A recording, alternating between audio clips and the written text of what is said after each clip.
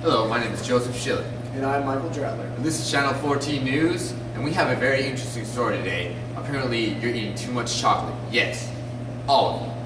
That's right, guys. Since 2012, the world has seen a 60% increase in the global price of chocolate. To help us show how much you guys love chocolate, obviously, we got Austin Davis on the field to help us interview some people. Austin, to you. Hi, my name is Austin Davis from Channel 14 News. I'm here to interview. What's your name? I'm Ruben. We're going to ask you a few questions today. What do you think about chocolate? Do you eat chocolate? I love chocolate. I eat love it chocolate? weekly, I would say. Did you know that there was a big bacteria that destroyed most of the growth? So that now chocolate has increased about 60%. Did you know that? I did not know that. And M&Ms have increased from $1.50 to $2.25. That's a lot. Yeah. So what would your solution for all this? Like, how would you approach the price increase? Did it affect you or anything? Honestly, I'd probably do my best to try to decrease it. I don't know how I would do that, but that's what I would do. And if prices got too high, would you just not buy chocolate at all? I wouldn't buy chocolate. Okay. Thank you.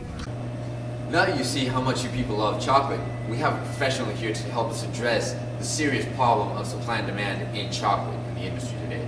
Clayton Fitzgerald, the director of the International Cocoa Organization. How you doing Yes, today? thank you. Doing pretty well. Glad to have you. Okay. But I just want to let you guys know that it might not be a serious problem to you guys at home, but it's a serious problem to everyone around the entire globe, that chocolate is seriously falling in supply.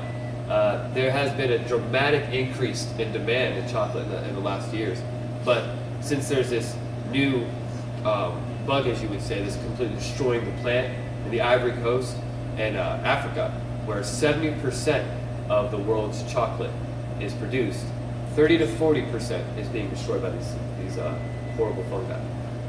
Wow, sounds terrible. Yes. Do we have any solutions to this? Well, we have yet another professional, an economist, sort of say, to help us address this problem. How can we fix it? How can we do it? What do you think we should do? With us today, we have Josh English, a local economist. Now, Josh, what have you drawn for us? All right. Well, as you stated previously, Michael, we have kind of a problem. Chocolate's running short, and we have to figure out what we need to do about it. What we have the original demand for our chocolate, and we have the original supply for our chocolate. And then we have the intervention of the Frosty Pod right here at S prime. As you can see, this cuts our supply dramatically and pulls it up and in, and we're left with that exists where there's more chocolate than what we can provide for the people of the globe, the world.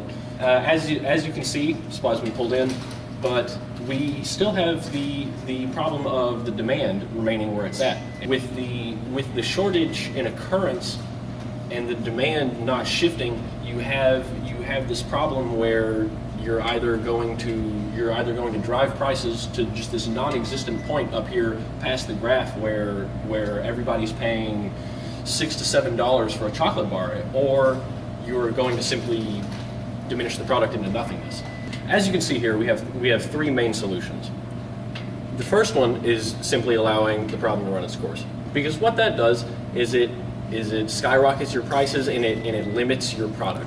The second solution comes via a more biological method, and it involves genetically modifying the cocoa bean plant.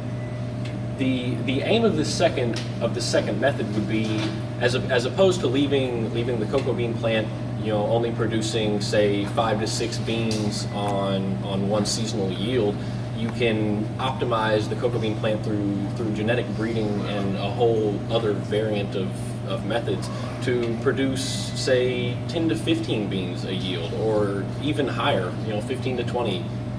You can always be optimistic. Our third and final point is more of a geographical issue more than it is anything else. Building like an indoor, like a cocoa shelter of sorts. Or you could simply spread it to other locations across the globe that could perhaps foster the plant, aside from the locations that it already exists in South America and Africa. You can simply run out, you can breed stronger, or you can move it. Those are kind of the options that we've presented here, and those are what we think are the best. Thank you, Josh. Michael Dratler from Channel 14 News signing off and wishing you a good night and a pleasant tomorrow.